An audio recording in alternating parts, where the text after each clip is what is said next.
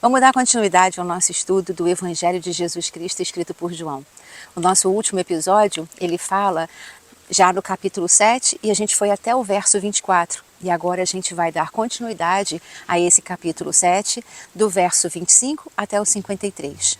Só para que a gente relembre a ambiência, Jesus nesse momento, ele estava no tabernáculo, a festa dos tabernáculos, ele estava no templo, aonde nós estudamos nos outros episódios que os irmãos de Jesus, os desafiaram, o desafiou, dizendo para ele, vamos embora, você não quer ser conhecido, você tem que estar no meio do seu povo, vamos lá, vamos descer para a Judéia, que eles estavam na Galileia. E vai lá, vai se mostrar. E Jesus então disse que não iria, que ainda não era a hora dele, que ele iria depois. E a gente então refletiu nesse episódio o quanto às vezes as pessoas nos chamam para ir em determinados lugares, aonde talvez não seja exatamente a hora de nós irmos, ou não exatamente com aquelas pessoas que nós devemos chegar, ou que nós devemos estar, ou que devem ser a nossa companhia, enfim. Nós refletimos essas coisas todas no episódio anterior e agora então essa é a ambiência. Jesus já chegou na festa dos tabernáculos ou festa das cabanas, Jesus já está lá no templo e Jesus já está falando com as pessoas e é esse o momento em que nós vamos ler, estudar, tentar entender aquele momento ali, essa parte histórica, os desafios que havia em tudo aquilo, não só para Jesus, mas também para todos aqueles judeus que estavam ali no templo, fazendo então essa festa dos tabernáculos. E vamos ler então a palavra. Eu gostaria que você abrisse sua Bíblia, então no livro de João, capítulo 7, a partir do verso 25. Vamos do 25 ao 53. Eu conto aqui com você, conto com a sua curtida, conto com o seu comentário, conto com o compartilhamento desse vídeo a outras pessoas que você ache que são necessárias de ouvir, ou de conhecer, ou de estudar, de aprender, para que nós possamos nos enriquecer mais da palavra de Deus. Entender quantas vezes aqui Jesus diz, ainda não é o meu tempo, ainda não é chegada a minha hora, e Deus tem o tempo dele e a hora dele para mim, para você e para todos nós. Jesus sempre diz isso, ainda não é minha hora, ainda não está no meu tempo. E quando chega o tempo de Jesus, quando o propósito dele então é cumprido, Deus sabe exatamente esse momento. E Jesus sabia que ainda não era a hora dele.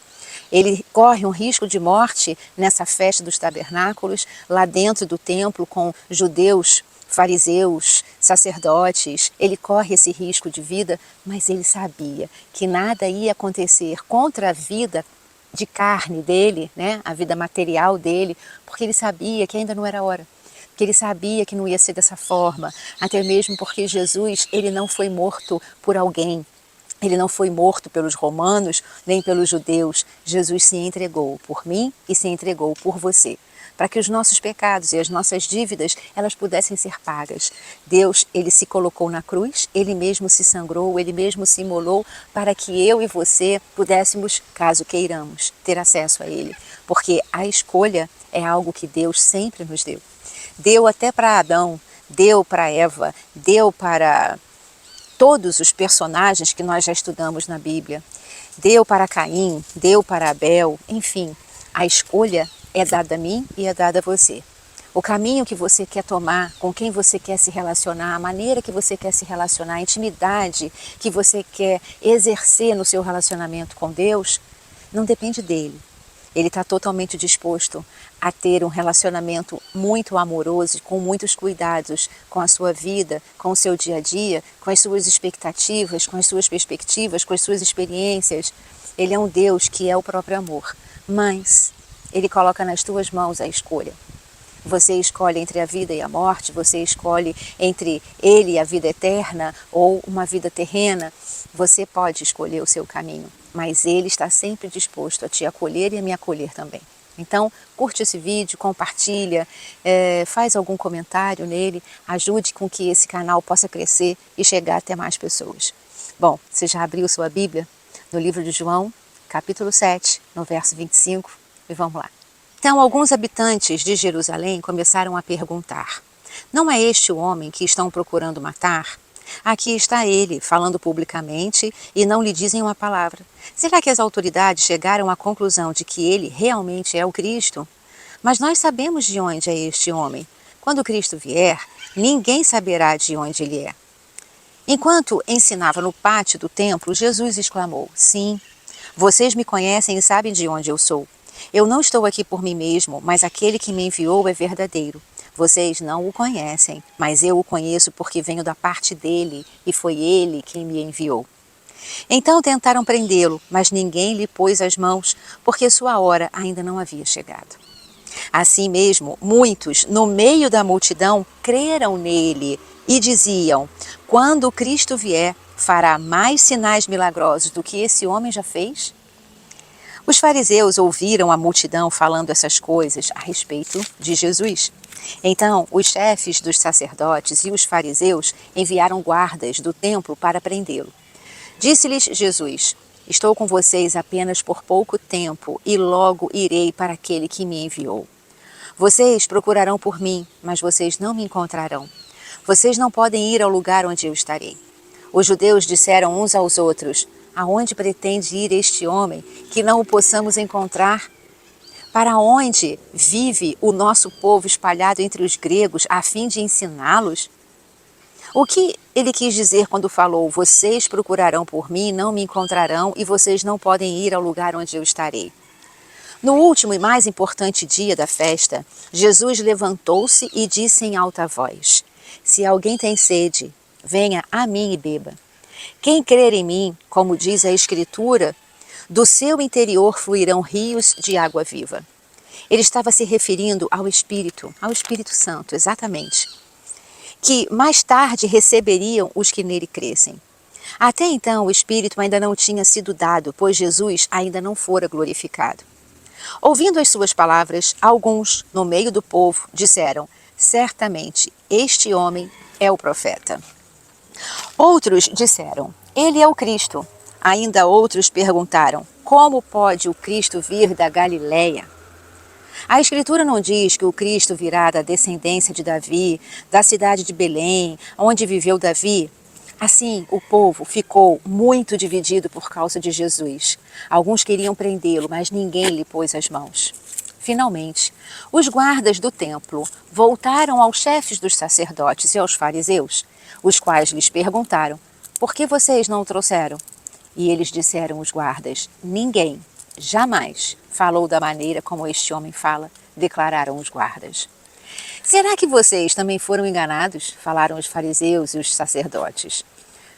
Por acaso, alguém das autoridades ou dos fariseus creu nesse homem? Não, mas essa ralé, essa gentalha, essa gentinha, que nada entende da lei, você não entende, ela é maldita. Nicodemos, um deles, que era um dos fariseus, que nós já estudamos aqui, que teve um encontro com Jesus, que pediu um encontro secreto com Jesus à noite para estar com ele, porque o coração de Nicodemos foi tocado de Jesus realmente ser o Cristo e o Deus revelado. Nicodemos, então, que antes tinha procurado Jesus, perguntou-lhes: a nossa lei condena alguém sem primeiro ouvi-lo para saber o que ele está fazendo? Essa lei, gente, ela já existia para eles desde lá de Deuteronômio.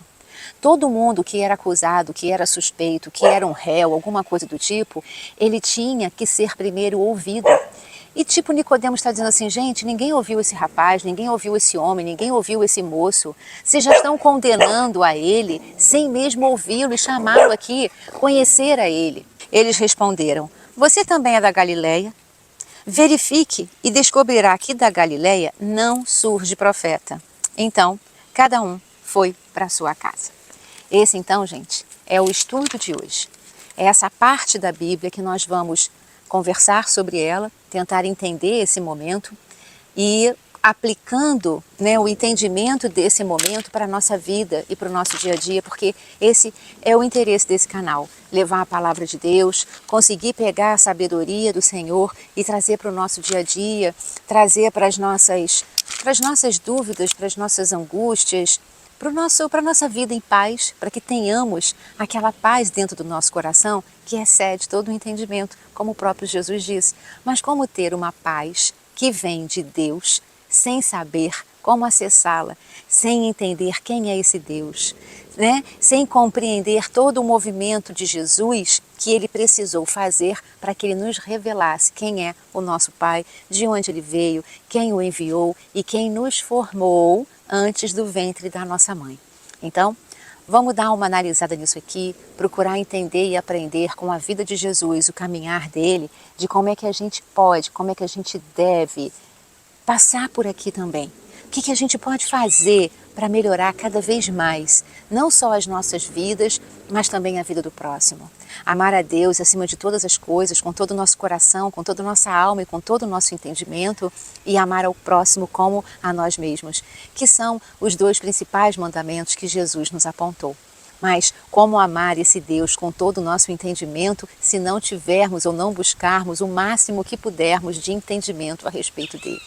Nunca saberemos tudo sobre Deus, nunca entenderemos tudo dessa plenitude, dessa magnitude. Somos limitados para isso, mas Ele também conhece do nosso limite, então Ele sabe como é que Ele pode ensinar a gente e trabalhar o nosso coração, a nossa alma, enriquecer o nosso espírito, engrandecer a nossa fé. É por Ele, é através dele. E nós vimos isso também aqui em outros episódios, no estudo de João, e eu vou te apontar isso novamente. Um dos pontos que nós vamos ver aqui nesse estudo é que Jesus ele é um divisor de tempo na vida daqueles que passaram a crer nele e naqueles que ainda não creram em Jesus. Jesus ele divide esse tempo, porque no momento em que você crê em Jesus, esse tempo e a forma de viver este nosso tempo aqui, ela muda completamente. Então, Jesus é um divisor de águas, como a gente diz. Jesus, ele começa então a ser um divisor no tempo da vida, do grupo que crê em Jesus e no grupo que não crê em Jesus. Jesus, ele também nos ensina como é que o reino, ele deve ser visto. Jesus, ele também nos ensina que o que ele é, quem ele é, a graça dele, nós não conseguimos, por nós mesmos, sem que tenhamos a graça de Deus derramada sobre nós, podermos enxergar e sentir quem é Jesus. Isso está escrito no próprio livro de João, anterior aqui, que a gente já estudou, mas eu vou te apontar novamente esse versículo. Nós vimos aqui, nesse estudo, e em outras partes da Bíblia também, que Jesus, ele era conhecido. E exatamente por ele ser conhecido, é que se tornava para alguns judeus a dificuldade de crer em Jesus como Cristo e como Messias. Você imagina, Jesus ele aprendeu o ofício com José de carpintaria, Jesus vivia na Galileia, Jesus estava entre todos eles ali o tempo inteiro, Jesus jogou bola, Jesus brincou de pique-esconde, Jesus fez algumas coisas. Ele teve infância, ele teve adolescência, ele foi criança, ele foi jovem. Então, de repente, você que trabalhou ou que fez alguma carpintaria com Jesus, olhar para ele e falar assim, ele é o Cristo? Ele é o Messias? Aquele cara que eu trabalhei com ele, que eu fiz um projeto lá de carpintaria com ele tem todo esse poder, eu não sabia. Né? Ele tem toda essa unção e eu não sabia. Ele é a revelação do Pai. Como assim? Eu joguei bola com ele, eu brinquei com ele, eu joguei vôlei com ele, eu joguei pique-pega com ele, eu brinquei de pique-esconde com ele, né?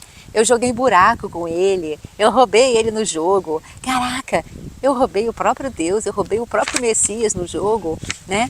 Eu dei um chute na canela dele na hora do futebol. Então, ele era uma pessoa conhecida entre eles. Nós vimos aqui que as pessoas identificavam, né? Nós já lemos, mas ele não é o filho da Maria, ele não é o filho do José, como é que ele é Jesus? Como é que Jesus é o Cristo? Como é que ele é o Messias? Então, para quem vivia naquela época, naquele momento, ver Jesus como o enviado de Deus era complicado. Mas ao mesmo tempo, Jesus falava de uma forma, todo mundo comenta isso na Bíblia, que quando Jesus falava, tocava de maneira diferente.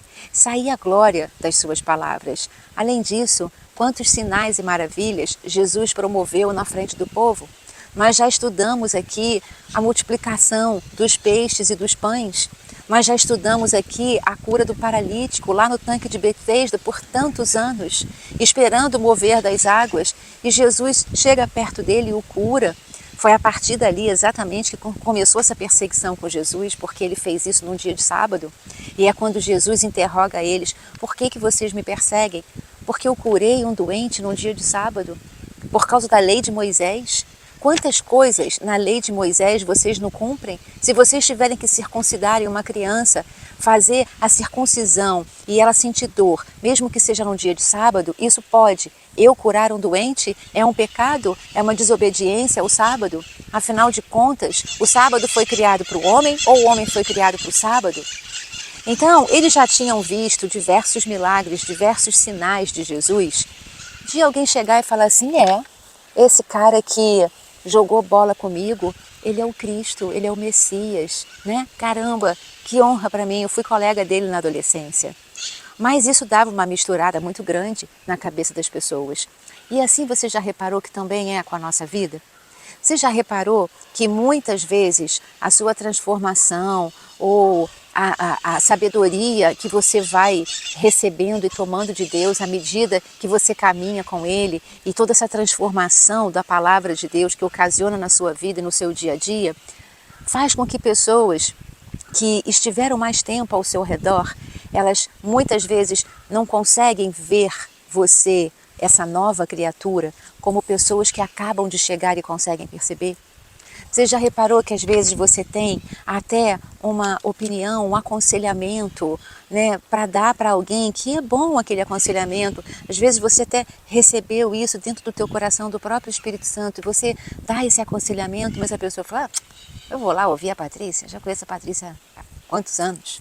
Mas de repente a Patrícia vai e chega perto de alguém que não conhece ela há tanto tempo assim, mas conhece ela no tempo do novo começo, da transformação, da entrada de Cristo, da palavra de Deus, do relacionamento mais íntimo que ela busca com o Pai. E essa pessoa recebe muito melhor aquela opinião, aquele aconselhamento do que uma outra pessoa que já te conhece há muito tempo, né? Jesus mesmo dizia, né, que profeta de casa não tem honra, porque exatamente na casa dele foi onde ele foi menos honrado. E não só casa entre os irmãos, mas aonde ele cresceu. Na Galileia, ele era menos honrado ali, porque todo mundo viu o crescimento de Jesus, todo mundo participou. As pessoas devem ter visto algumas vezes Maria dando uma bronca em Jesus ou botando ele de castigo. E aí não combinava, né? Como é que ele pode ter entrado de castigo com a mãe, ele sendo o Cristo, né? Revelando Deus no próprio Jesus. Então isso tudo dava uma confusão. E Jesus, embora soubessem que estavam procurando matá-lo, Jesus ele não se escondia dos seus perseguidores e Jesus não desistia do seu ministério. Jesus, embora soubessem que pessoas estavam atrás dele para desonrá-lo, para prendê-lo, para dar fim à vida dele, nem por isso Jesus deixou de seguir com o seu ministério e falar da palavra. Jesus sabia exatamente qual era a hora dele e sabia que ali ele não ia ser afetado, ele não ia ser atingido, porque havia o Pai do céu que o protegia, havia o Pai do céu que o guiava, havia o Pai do céu que não deixava que, enquanto o momento certo não chegasse, que Jesus não fosse atingido, que Jesus não fosse afetado. Você vê que as pessoas ficavam dizendo: mas não estão tentando matar ele? E ele está aqui falando. Já que ele está aqui falando e não estão tentando matar ele, então será que os fariseus, será que os sacerdotes, será que os saduceus, que todo mundo então agora passou a crer que realmente ele então é o Cristo, por isso que estão deixando ele falar? As pessoas se incomodavam mais do que o próprio Jesus com a perseguição que Jesus é quem sofria. Muitas vezes a gente também pode aplicar isso na nossa vida, que muitas vezes tem pessoas que se incomodam muito mais com a nossa perseguição, que se incomodam muito mais com o nosso problema, que se incomodam muito mais com aqueles que se levantam como nossos inimigos do que nós mesmos. E o que Jesus fazia? Jesus sabia que aquilo existia. Jesus sabia que aquele complô já estava armado contra ele, contra a sua própria vida, aonde ele mesmo um dia iria se aproveitar daquilo tudo para ele se entregar por todos nós. Jesus sabia de todo aquele cenário, mas isso não impedia que Jesus fizesse o caminho dele, fizesse a obra dele e cumprisse com dignidade, com amor, com carinho, com total correção aquilo para o qual ele veio. Qual era o seu ministério? Qual é o teu ministério? Se você sabe que dentro daquilo que você está fazendo é algo que é válido, é algo que é bom, é algo que vai edificar a sua vida e a vida do teu próximo. Não se importe com aqueles que te persigam. Não se importe com os inimigos que se levantam à tua frente. Siga o teu caminho. Jesus sabia que tinha inimigos, mas os inimigos não foram suficientes para tirar Jesus do seu caminho, do seu propósito, da sua obra, né, do seu ministério. Nós temos pessoas que se levantam contra nós quando nós temos um sonho. Às vezes a gente tem um sonho maravilhoso, tem alguma coisa tão boa diante de nós, a gente esperou tanto por aquilo, Deus nos concedeu que aquele momento pudesse começar a ser vivido. E quantas pessoas se levantam para dizer, vai ser difícil, hein? Vai dar errado, hein? Olha, já tentaram fazer isso, não conseguiram. Olha, já vieram aqui, já falaram e já viram a mesma coisa e meteram o pé porque viu que não era possível. Quantas palavras de derrotas e de desistências colocam, profetizam sobre a nossa vida sem a gente até nem perguntar nada. Sabe, você apresentou ao Senhor o teu sonho, a tua vontade, o teu planejamento, os teus planos e o Senhor está te conduzindo. O que você tem que saber é com quem você está andando. Quem é que está à tua frente? Deus está à tua frente? Conversa com Ele. Fala, Senhor, me confirma esse passo. É do Senhor, o Senhor está comigo, Ele te escuta. Deus escuta as tuas orações.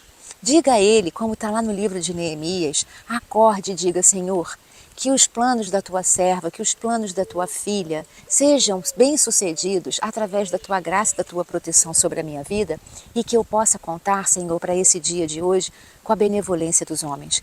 Para que Deus coloque no teu caminho as pessoas certas, as pessoas que não vão querer te dar palavras de destruição. Jesus sabia de todas as questões, de todos os problemas, mas Ele sabia com quem Ele estava. E que você e eu também saibamos quem é que está nos guiando, quem é que está conosco.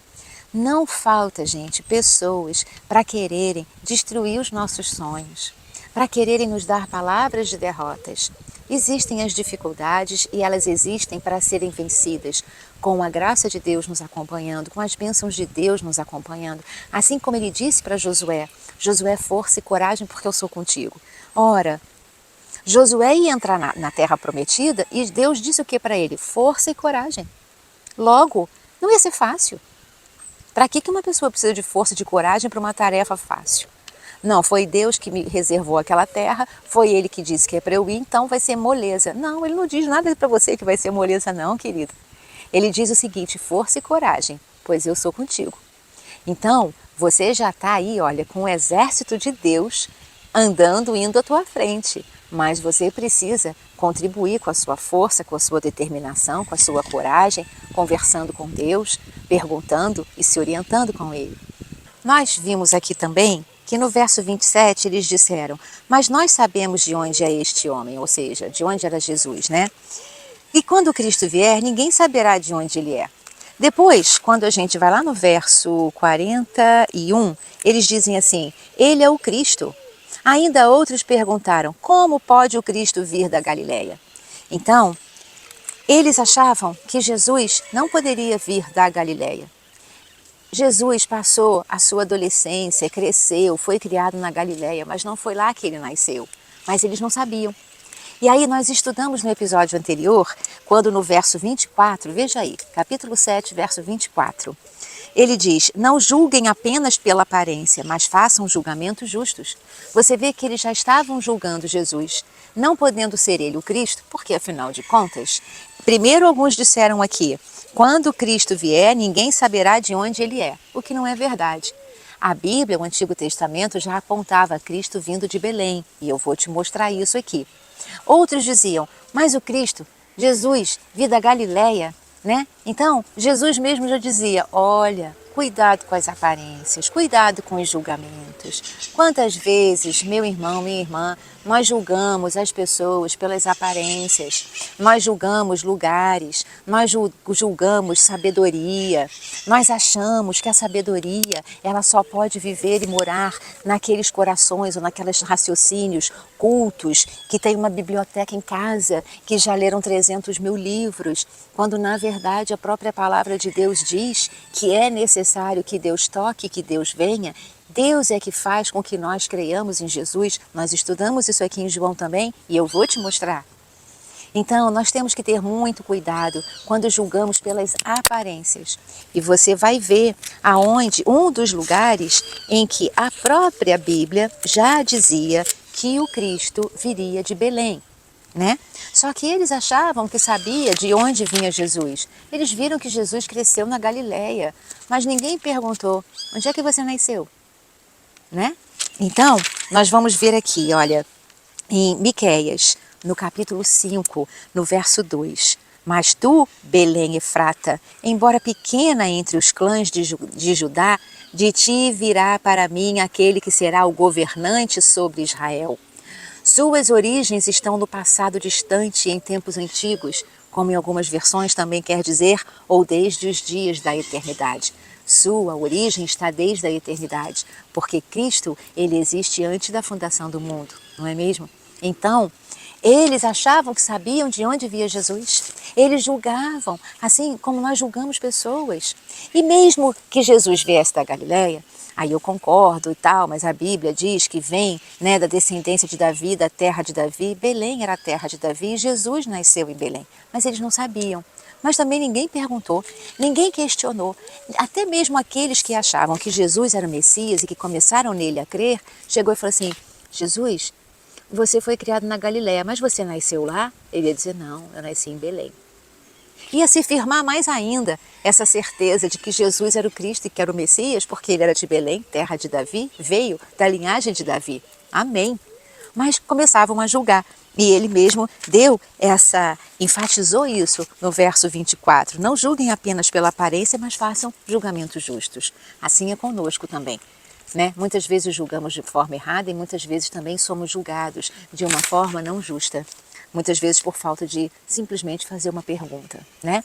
Além disso, eles estavam de certa forma menosprezando o lugar da Galileia, como às vezes a gente também menospreza, né? Falou assim: ah, essa pessoa veio dessa localidade, não pode ser boa coisa. Quem disse, gente? Ah, o pai dessa pessoa, ou a mãe dessa pessoa era um alcoólatra, ou a mãe dela era uma prostituta, ou não sei o que, ele não pode ser boa pessoa, não pode ter uma boa criação esse rapaz. Quem disse, gente? Né? Então, a gente tem que ter muito cuidado quando a gente vai fazer julgamentos pelas aparências, né?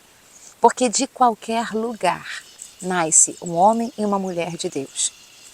De qualquer ventre nasce um homem e uma mulher de Deus. E Deus, ele está presente nas piores das criaturas, porque Deus está presente em todos nós. Agora, aqueles que querem ou não ligar, botar no on esse botãozinho dentro de nós e dizer: Deus, eu quero te conhecer, ele vai dizer: opa, estou aqui, estava aqui, ó, só sentadinho, esperando o dia que você fosse escolher por mim. Mas então, vamos lá, estamos juntos. Deus habita em todos nós. Não podemos e não somos nós quem iremos julgar nada nem ninguém. O julgamento pertence a Deus. A nós, o que nos cabe é amar ao próximo. E quem é o próximo? Os discípulos perguntaram para Jesus, né? O próximo é aquele que você encontra no meio do teu caminho, como tem a parábola do samaritano. Não é isso? Que ele estava lá, com um judeu todo machucado, ferido, acidentado, roubado, enfim, estava todo ferrado o cara, e passou um levita e nada fez, passou um sacerdote e nada fez, e aí veio um samaritano, o povo inimigo dos judeus, e fez tudo por aquele homem. Por quê? Porque aquele cara que estava machucado, ele era o próximo. Na viagem desse samaritano, no meio do caminho, esse era o próximo dele. E durante o caminho dele nessa viagem, ele encontrou muitos outros próximos. Quem é o teu próximo e o meu? É aquele que cruza no nosso caminho. Mas há sempre uma esperança para todos nós. E Deus está sempre renovando essa esperança para a gente nas nossas vidas. Né? Afinal de contas, as suas misericórdias elas são renovadas a cada amanhecer. E aí, olha só, mesmo nesse clima tenso, gente perseguindo, gente querendo matar Jesus, né? Os guardas do templo indo para cima dele, querendo pegar ele por ordem dos fariseus e dos sacerdotes. Mesmo nesse climão todo, a gente vê no verso 31, quando Cristo vier, fará mais sinais milagrosos do que este homem fez? Algumas pessoas já começavam a crer em Jesus, sendo ele o Messias e o Cristo. E aí a gente vai lá em João 6,43, nós já estudamos, mas vamos relembrar.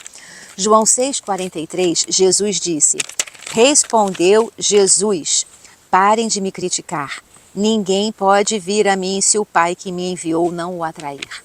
Algumas dessas pessoas já estavam sendo atraídas por Deus para crer em Jesus como filho dele, para crerem em Jesus como a verdade, o caminho, para crerem em Jesus como o enviado de Deus, para que revelasse o próprio Pai para cada um de nós.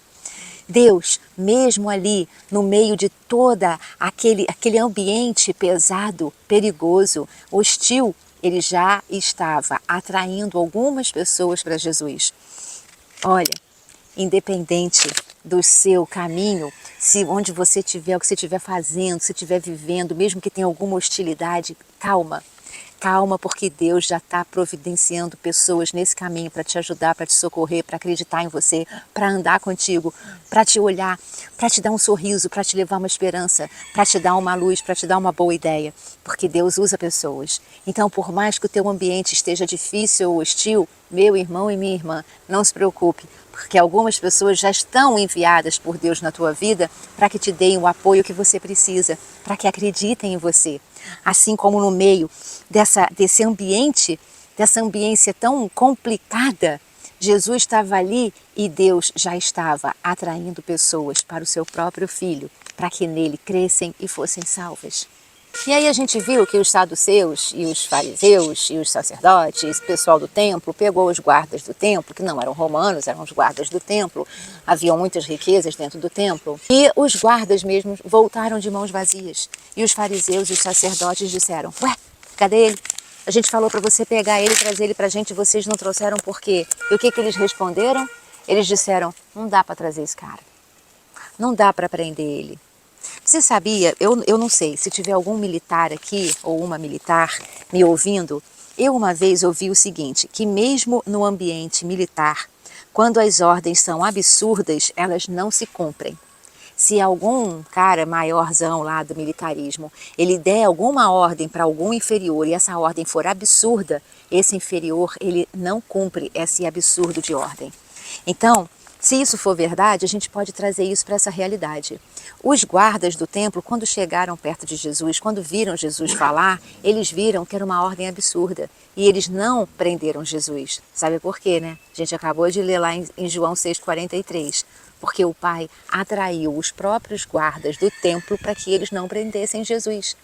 Da mesma maneira que Deus vai atrair pessoas para a sua vida, para que elas sejam liberdade para você, para que elas sejam fôlego, esperança, alegria, sorriso, entende? É Deus quem faz isso. Tudo isso aqui era o mundo celestial agindo junto com este mundo caído. Nós estamos no mundo caído, mas que há um mundo celestial e o Espírito de Deus, ele se move aqui e ele coopera conosco. Ele mesmo diz que tudo coopera para o bem daqueles que amam o Senhor. Então não duvide disso, né? Jesus estava ali dentro de todo aquele clima pesadão, mas ele sabia quem estava com ele.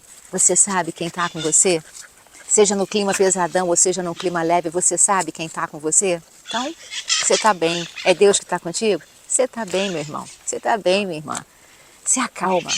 Nós já estudamos aqui a respeito de Nicodemos, que ele se encontrou com Jesus. E aqui ele chega lá para os amigos deles, fariseus, e ele mesmo diz, pô gente, dá uma chance aí pro rapaz, deixa o cara falar. Vocês já estão condenando sem nem ouvir, sem saber de nada. Essa é a segunda vez que Nicodemos aparece no livro de João. Nicodemos também vai estar lá na hora de enterrar Jesus, depois que ele é crucificado e morto. Nicodemos, de uma forma tímida, né? Não muito escancarada, ele estava de certa forma ali por trás, na retaguarda, tentando proteger ali Jesus, tentando ajudar, né, no ministério de Jesus. Nicodemos, ele, na minha opinião, ele creu que Jesus era o Messias. O que eu só não entendo, tá? Eu não estou julgando. O que eu não entendo é por que Nicodemos ainda continuou nesse ambiente dos fariseus. Ele ali mesmo, ele de uma forma tímida, de uma forma encabulada, ele disse, gente, vamos primeiro ouvir o que ele tem para dizer, né? Ele estava ali tentando esfriar um pouco esses ânimos tão aquecidos de crueldade contra Jesus. Tem pessoas que vão se aproximando da palavra de Deus, que vão se aproximando do Evangelho de uma maneira um pouco mais devagar. Tem outras pessoas que se abrem assim, caraca, quando encontram, falam, esse é o meu caminho, e caem de cabeça. E tem outras pessoas que vão seguindo num tempo mais devagar, em passos mais lentos. Mas não importa. O que vale é que nós possamos ir para o nosso caminho, que nós possamos estar direcionados a Jesus Cristo, ao Evangelho, ao nosso Deus e Senhor, né, ao nosso Eterno e ao nosso Espírito Santo. Então, se de repente algumas pessoas ao seu redor falam assim, mas eu já falei tanto de Jesus para você, eu já falei tanta coisa, e você ainda está nessa, calma. Cada um tem o seu tempo, lembra que a gente começou a falar sobre isso aqui? Cada um tem o seu tempo e Deus trabalha em cada um. Deus conhece todos os corações e sabe o tempinho certo de cada um.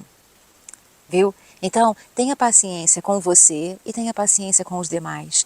Se você é uma pessoa que está indo mais devagarzinho, entrando na palavra de Deus, e você olha alguém que já foi com tanto ímpeto, e você fala, poxa, por que eu não tenho toda essa fé? Calma, cada um no seu tempo. Deus conhece todos os filhos dele como a palma da mão. Ele sabe quantos fios de cabelo nós temos na nossa cabeça. Então calma que Deus te conhece. Ele sabe até quanto e quando e de que forma você pode suportar. Simplesmente entrega a tua vida, dependa de Deus e confie nele que no mais o resto ele fará. Só deixa que ele faça. Você só não deve impedir que ele faça. Deixa ele fazer a obra dele sobre a tua vida no tempo que ele sabe que é bom para você.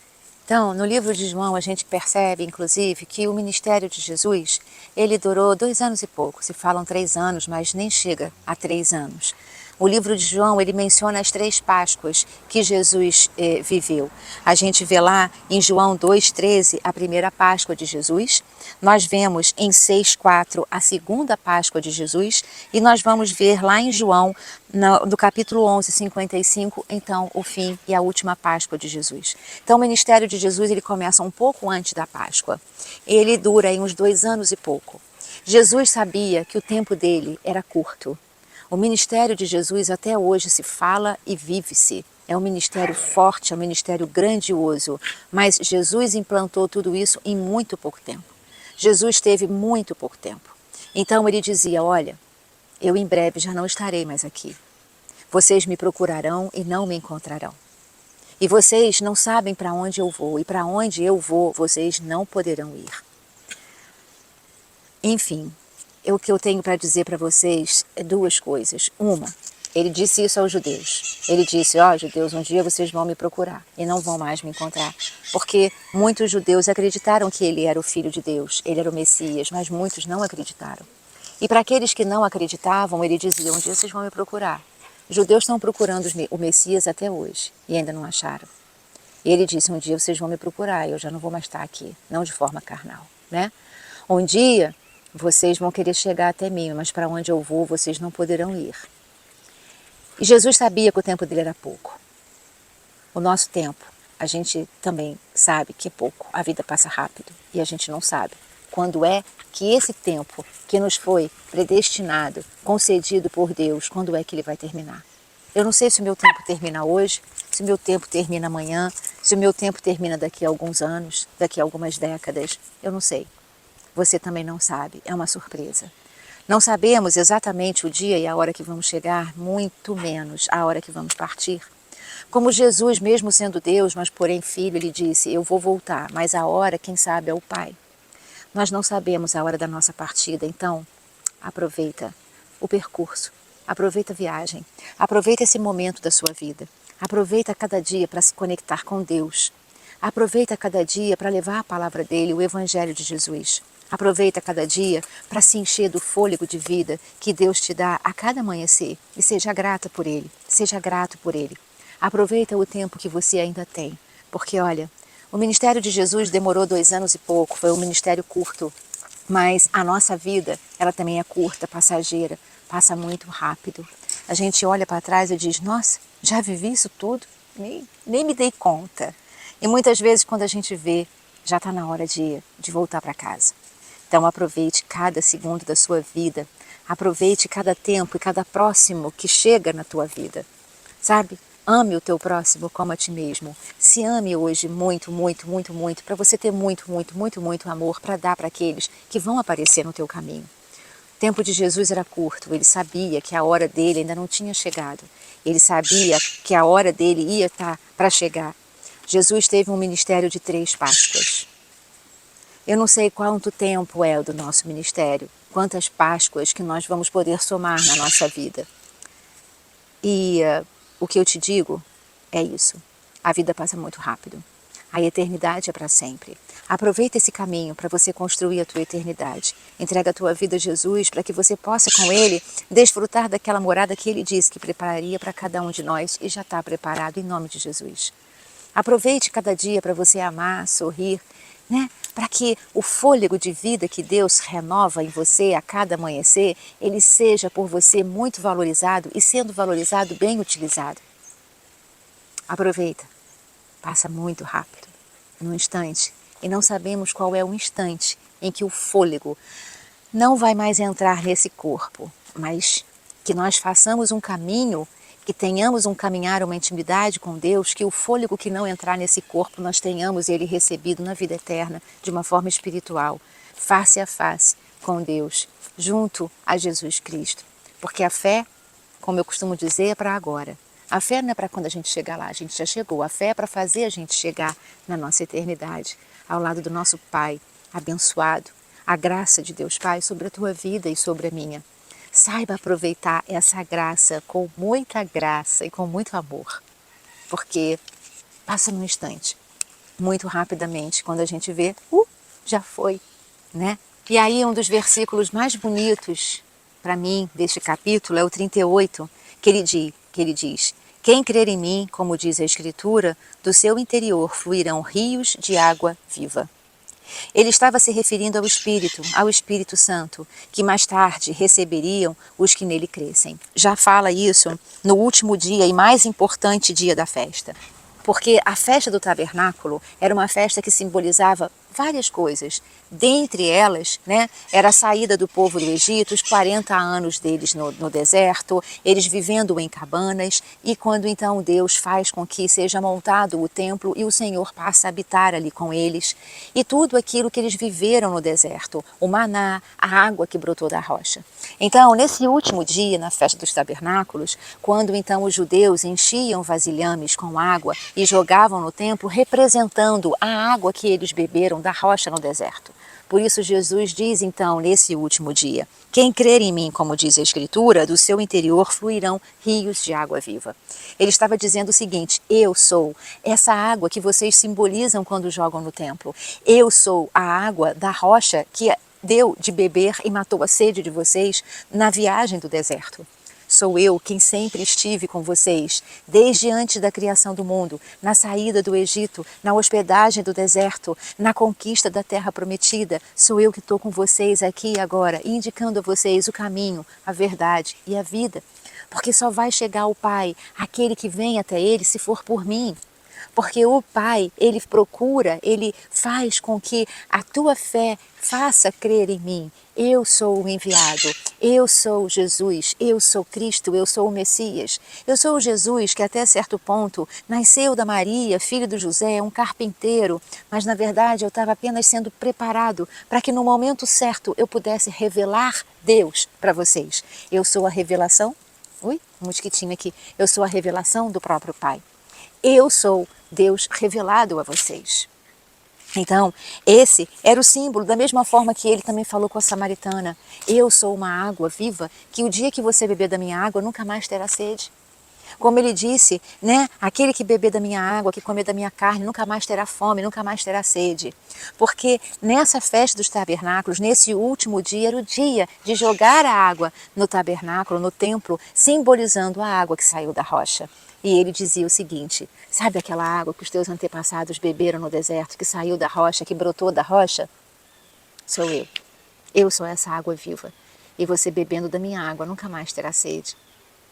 Então beba da água de Jesus e nunca mais tenha sede. Porque os teus antepassados, porque nós viemos de Adão e Eva, todos nós viemos de Adão e Eva, né? Os antepassados fizeram com que nós estivéssemos aqui hoje. Nós somos todos interligados, nós somos todos irmãos.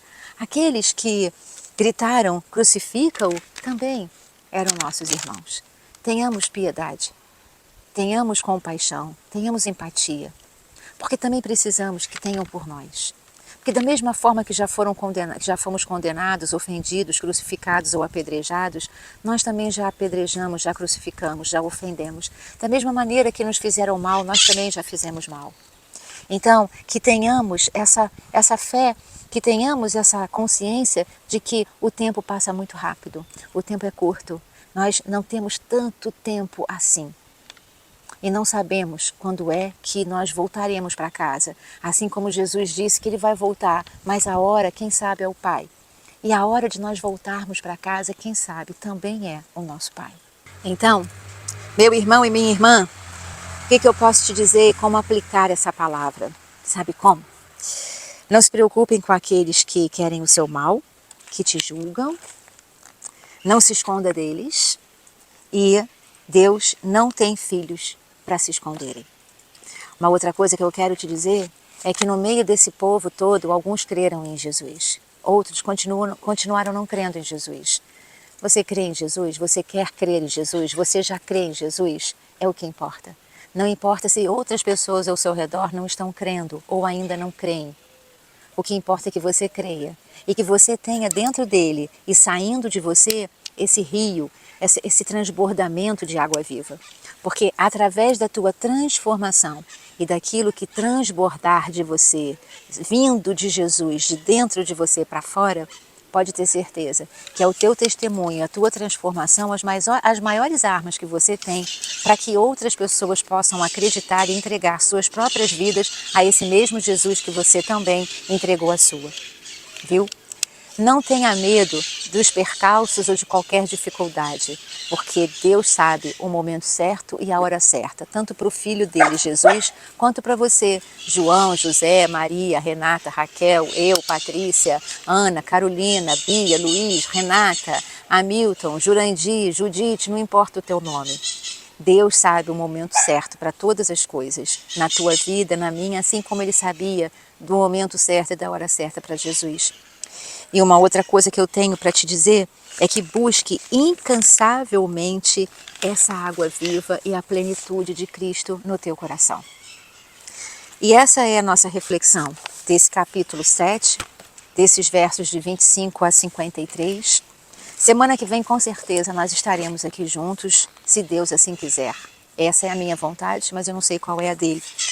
Então, meu irmão e minha irmã, se você puder e quiser receber, eu gostaria de orar pela tua vida, e não só pela tua, mas pela minha também.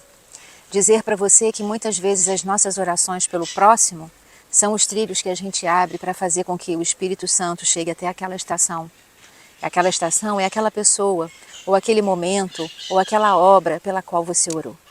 Então, em nome de Jesus, com o canto desses pássaros, nesse entardecer, nesse lugar lindo e maravilhoso, aonde teve a mão do nosso Criador em cada detalhe, eu oro pela tua vida, eu oro pela minha vida, eu oro pela tua família, eu oro pela minha família, para que nós tenhamos, vindo de Jesus, vindo de Deus Pai Todo-Poderoso, a força e o discernimento suficiente para que nós possamos não temer aos nossos inimigos, para que nós possamos não temer as adversidades que vierem se apresentar na nossa vida, para que nós tenhamos o discernimento suficiente para saber qual é a voz de Deus.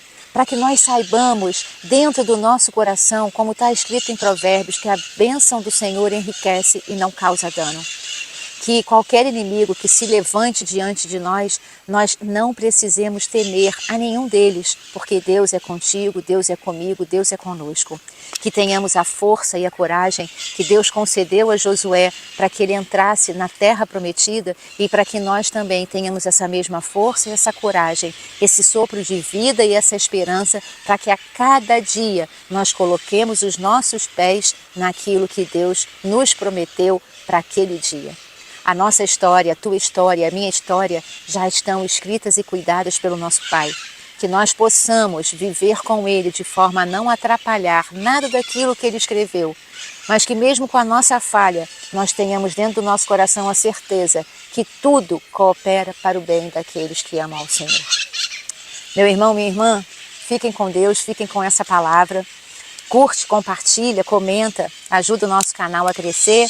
a ir até mais longe, a chegar até mais pessoas. Fica aí com esse canto das maritacas. A essa hora são muitas mesmo. Então, mas é um canto lindo, é um momento lindo, é uma criação linda de Deus para as nossas vidas, viu? Fiquem com Deus, ó. Até o próximo episódio na semana que vem, se assim for da vontade do nosso Pai. E tchauzinho. Deus te abençoe.